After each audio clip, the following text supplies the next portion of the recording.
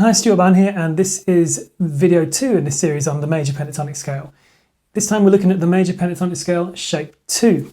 This is what it looks like in A. Here is my A chord. Now, in shape 1 we had to visualize this chord. This was the chord shape that fitted over it in A.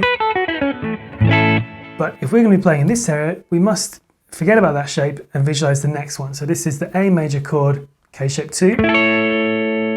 And the scale that fits over it is this.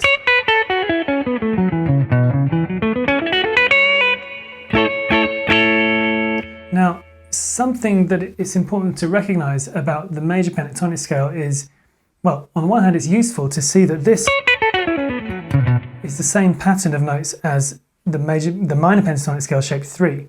So major pentatonic shape 2 is the same shape as minor pentatonic shape 3.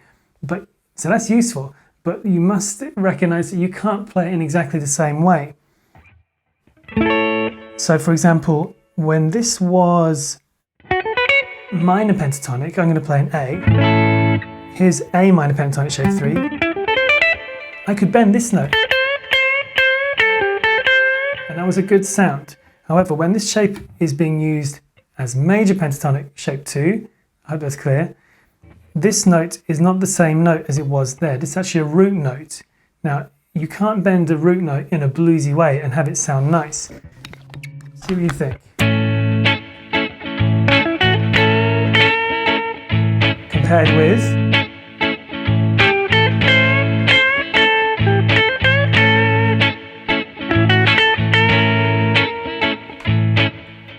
okay, so you have to treat the shapes differently. This goes for all the pentatonic shapes. Okay, so let's look at what is in this scale. Again, we have chord tones and we have non-chord tones. So this is in a chord, that's in a chord, that's in a chord. These two are not. So as with shape 1, when you're playing notes that are not in the chord, they sound more jazzy. Chord. Non-chord tones. So, knowing that in advance helps me to use the scale more effectively. Let's cover all of them. So, chord tone, non-chord tone, chord tone, non-chord tone, chord tone, chord tone, even though it wasn't visually in the chord, that is still one of the chord tones, root 3/5, if you know music theory. This one is not a chord tone, so that's more jazzy. That's in the chord. Non-chord tone, that's in the chord. Oops, wrong note. That's in the chord, that one is not. So again, keeping an eye on these chord tone and non-chord tone notes helps me use it. Here it is.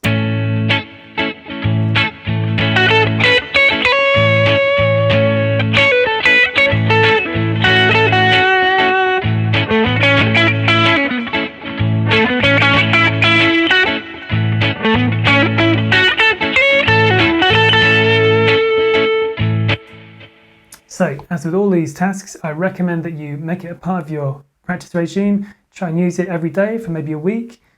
Change the key, do it in F, do it in A flat, do it in E flat, and try to keep an eye on when you are or are not playing chord tones. I hope you found the video helpful. Please give it a like and subscribe if you haven't already. See you in the next one.